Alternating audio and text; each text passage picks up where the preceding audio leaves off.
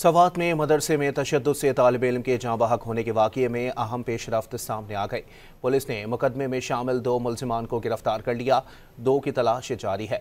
DPO के मुताबिक मदरसे के मज़ीद तलबा पर भी तशद्दुद का इंकशाफ हुआ है। मदरसे को सील किया गया।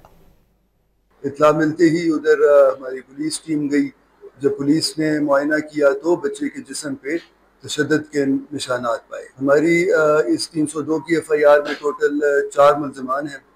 4 में से 2 मुल्ज़िमान जो हैं वो हमने गिरफ़्तार कर लिए हैं और बाकी 2 मुल्ज़िमान इस टाइम अदम गिरफ़्तार हैं, जिसके लिए हमने अपनी टीम्स बनाई हुई हैं। इसके साथ साथ जो तशद्दुद में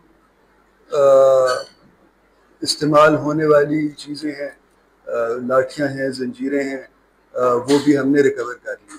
हमने अपनी टीम भेजी इस मदरसे में। उधर जब बाकी तालिब इल्मों को चेक किया गया, उनसे स्टेटमेंट्स ली गई, तो पता चला कि कुछ और बच्चे भी इसी तरह तशद्दुद का निशाना बने हैं।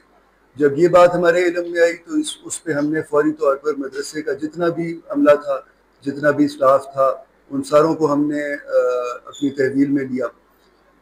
9 बंदे हमने मज़ीद गिरफ़्तार किए, जिन पे हमने अपनी मुद्दत में FIR the under child protection act.